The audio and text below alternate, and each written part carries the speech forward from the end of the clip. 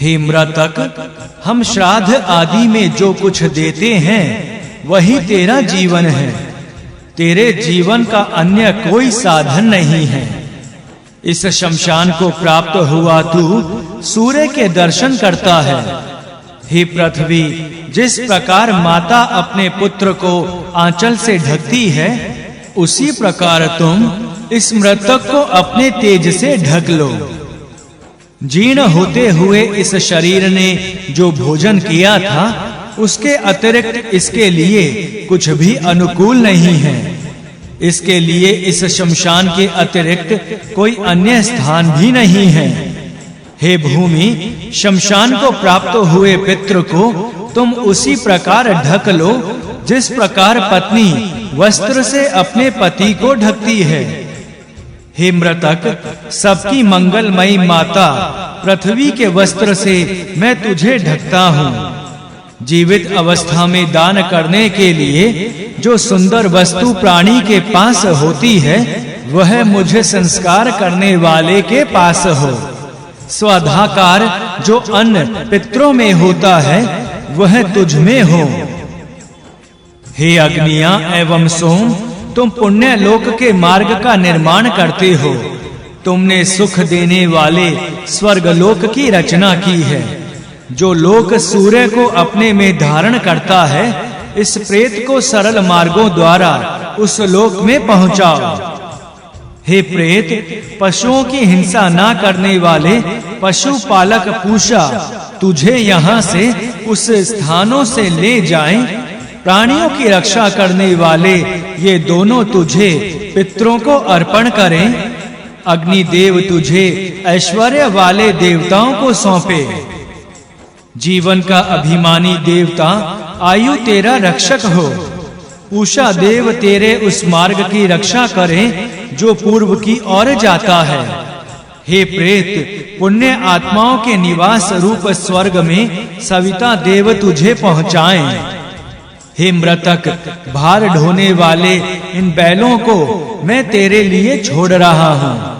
मैं इन्हें प्राणों का वहन करने के लिए बैलगाड़ी में जोड़ता हूँ। बैलों से युक्त इस गाड़ी के द्वारा तू यम के घर को प्राप्त हो। हे मृतक, तू अपने पहने हुए मुख्य वस्त्र को त्याग। जिन इच्छाओं की पूर्ति के लिए तूने अपने बांधवों को धन दिया था, उस इष्ट कर्म के फल के रूप बावड़ी, कुआं, तालाब आदि को प्राप्त हो। हे प्रेत, इंद्रियों संबंधी अवयवों से तू अग्नि का पाप निवारक कवच पहन। अपने भीतर विद्यमान स्थूल चर्बी से ये अग्नि तुझे अधिक भस्म करने की इच्छा रखते हुए इधर-उधर ना गिराए। ब्राह्मण के हाथ से बांस के दंड को ग्रहण करता हुआ मैं कानों के तेज तथा उससे प्राप्त बल से युक्त रहूं। हे प्रेत, तू इस चिता में ही रह। हम इस पृथ्वी पर सुख से रहते हुए अपने शत्रुओं तथा उनके उपद्रवों को दबाएं। मृतक क्षत्रिय के हाथ से धनुष ग्रहण करता हुआ मैं तेज और बल से युक्त हूँ। हे धनुष, तू इस जीवित लोक में ही हमारे सामने आ तथा हमें देने के लिए धन ला। सूक्त तीसरा, देवता यम। यह स्त्री धर्म का पालन करने के लिए तेरे दान आदि की इच्छा करती हुई तेरे समीप आती है। इस प्रकार तेरा अनुकरण करने वाली इस स्त्री को तू अगले जन्म में भी संतान वाली बनाना। हे नारी, तू इस प्राणहीन पति के पास बैठी है। अब तू इसके पास से उठ। तू अपने पति से उत्पन्न हुए पुत्र पौत्र आदि को प्राप्त हो गई है। मैं तरुण अवस्था वाली जीवित गौ को मृतक के समीप ले जाई जाती हुई देखता हूँ। यह भी अज्ञान से ढकी हुई है, इसलिए मैं इसे शव के पास से हटाकर अपने सामने लाता हूँ। हे गौ, तू पृथ्वी लोक को भली भांति जानती तथा यज्ञ मार्ग को देखती है। तू दूध दही आदि से युक्त होकर जा। तू अपने उस स्वामी का सेवन कर जो गायों का स्वामी है। तू इस मृतक को स्वर्ग की प्राप्ति करा। जल में उगी हुई काई और बैंत में जल का सार अंश है जो उनका रक्षक है। हे अग्नि, तू जल संबंधी पित्त है, इसलिए मैं तुझे बैंत की शाखा, नदी के फैन और दूब आदि से शांत करता हूँ। हे अग्नि, जिस पुरुष को तुमने भस्म किया है उसे सुखी करो। इस स्थान पर दुख नाशक दूब घास उग सके उसके लिए यहाँ कितना जल डालना चाहिए। हे प्रेत, यह गहरे पत्ते अग्नि तुझे परलोक पहुंचाने वाली ज्योति है। ना रुकने वाली पवन दूसरी तथा आह्वानीय अग्नि तीसरी ज्योति है। तू आह्वानीय अग्नि से मिल तथा अग्नि में प्रवेश करने के कारण देव शरीर को प्राप्त करके बढ़। इसके बाद तू इंद्र आदि देवताओं का प्रिय पात्र होगा। हे प्रेत, तू इस स्थान से उठ और चल। शीघ्रता से चलता हुआ तू अंतरिक्ष को अपना निवास स्थान बना तथा पितरों से मिलकर सोमरस का पान करता हुआ हर्षित हो। हे प्रेत, तू अपने शरीर के सब अंगों को एकत्र कर।